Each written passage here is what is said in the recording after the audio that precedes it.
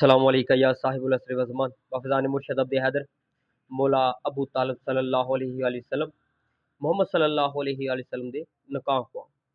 कुरान पाक दी आयत सूरत बकरा दे विच आयत नंबर 128 इब्राहीम अलैहिस्सलाम ने दुआ की कुरान पाक दे विच, ऐ मेरे अल्लाह, ऐ मेरे रब, सानू अपना फरमा बरदार बना लै ते सानू अपनी ते साडी ज़ुर्रियत नू भी मुस्लिम रख, साडी ज़ुर्रियत नू भी मुस्लिम रख। दूसरी आयत है इसे सूरत बकरा दी ही आयत नंबर 124 तर्जमा है, अल्लाह ने फरमाया कि मैं तुहानू लोगों का इमाम बना देवांगा। अर्ज करन लगे मेरी औलाद नू भी, हज़रत इब्राहीम अर्ज करन लगे मेरी औलाद नू भी, फरमाया मेरा वादा जालमा तो नहीं, मेरा वादा जालमा तो नहीं। यानी जालमा ना वादा नहीं, सारी औलाद ना वादा नहीं है, जालमा ना तो बिल्कुल वादा नहीं है। ठीक है, फरमाया मेरी ज़ुर्रियत नू मुस्लिम रखना, मेरी ज़ुर्रियत नू मुस्लिम रखना। ते जदों औलाद की सिफारिश की, फरमाया मेरा वादा जालमा ना नहीं, जेडे वाकई ज़ुर्रियत होए उन्हां नाल ही वादा है। अगों फिर खुतबा है नबी पाक सल्लल्लाहु अलैहि वसल्लम दा, जदों हज़रत बीबी खदीजतुल कुबरा सलामुल्लाह अलैहा नाल निकाह पढ़ाया गया ते उदों बज़ाहिर नबी पाक सल्लल्लाहु अलैहि वसल्लम दी उम्र तकरीबन 25 साल थी ते 40 साल बाद ऐलान नबूवत फरमाया। ते उदों सरकार अबू तालिब ने निकाह दा जदों खुतबा पढ़िया तो सब तो पहले अल्हम्दुलिल्लाह पढ़िया, सब तो पहले अल्हम्दुलिल्लाह पढ़िया। ठीक है, उसका तर्जमा है, तमाम तरीफां अल्लाह दे लिए, अल्हम्दुलिल्लाह दी, जिसने सानू इब्राहीम की ज़ुर्रियत दे विचों रखिया। ए लफ्ज़ इत्थे ज़ुर्रियत इब्राहीम शामिल है, जिसने सानू इब्राहीम की ज़ुर्रियत दे विचों रखिया। इत्थे लफ्ज़ आ गया साडी ज़ुर्रियत नू मुसलम रख, गल समझ रहे हो, कुरान पाक की आयत है। ते इस्माइल अलैहिस्सलाम दी औलाद दे विचों रखिया। साडी फरमाया तमाम तरीफां अल्लाह वास्ते जिसने सानू इब्राहीम अलैहिस्सलाम दी ज़ुर्रियत दे विचों रखिया ते इस्माइल अलैहिस्सलाम दी औलाद दे विचों रखिया ते सानू ऐसा घर अता कीता, ठीक है, जिस दी ज़ियारत कीती जांदी है, एक अमन वाला हरम दिता ते सानू लोगां ते हुक्मरान बनाया, लोगां ते हुक्मरान बनाया, लोगां ते हुक्मरान बनाया। गल समझ रहे हो? ए तुहानू इहदे च कोई कुफरिया शिरकिया कलमात नज़र आंदे ने? ये निकाह का खुतबा दिता जा रहा है नबी पाक सल्लल्लाहु अलैहि वसल्लम का। क्या नबी पाक सल्लल्लाहु अलैहि वसल्लम नू नहीं पता कि आने वाले हालातां दा की है, बाद विचों की है, सब कुछ पता है, पहले की है, बाद च की, माजी ते हाल सब का पता है। ठीक है, तो फ्यूचर का भी पता है। हुण हलाल ज़ादे बन के इंसाफ करो। मैं वैसे ना गैरां वास्ते बनाई, अपने वास्ते दिखा दी वीडियो नहीं होनी, अपने वास्ते सिर्फ कुरान का हवाला आयत दा दिता है कि ज़ुर्रियत का हवाला दिता है ताकि उन्होंने भी यकीन तो उन्होंने है, मैं बेशक जानना है, लेकिन जेडे बेगाने लोग ने बस उन्होंने हलाल ज़ादे बन के बस इंसाफ करन। ठीक है, क्या मौला अबू तालिब ज़ुर्रियत इब्राहीम है ने?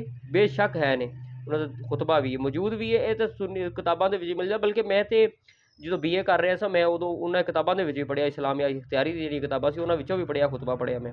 ठीक है, फिर क्या मोहम्मद सल्लल्लाहु अलैहि वसल्लम ने निकाह खान नहीं है हज़रत अबू तालिब?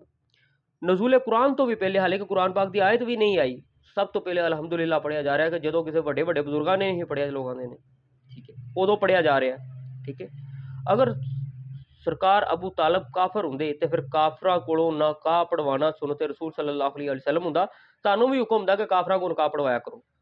गल समझ आई है यार? तुसीं ना, मैं तुहाडे वास्ते एक कुलिया पेश करदा, तुसीं ना शोएब अबी तालिब नूं स्टडी करना अच्छे तरीके नाल, ज़रा इंसाफ दे नाल। तुहानूं तो वो भी नहीं दस्सिया गया कि शोएब अबी तालिब है की सी, उहदे की पॉइंट सी। ठीक है, फरमाया जा रहा है कि सानू इब्राहीम अलैहिस्सलाम की ज़ुर्रियत दे विचों रखिया ते फिर दुआ भी हज़रत इब्राहीम अलैहिस्सलाम दी कि साडी ज़ुर्रियत नूं मुस्लिम रख, मुस्लिम रख।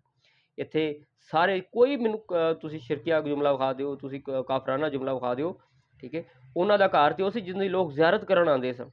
फरमाया सानू लोगों के उत्ते हुक्मरान बनाया, हुक्मरान जिन्ने भी बस लोग ने ना, सारे तो हुक्मरान इहो ही कराना है। ठीक है, सरकार अबू तालिब भी विच शामिल ने।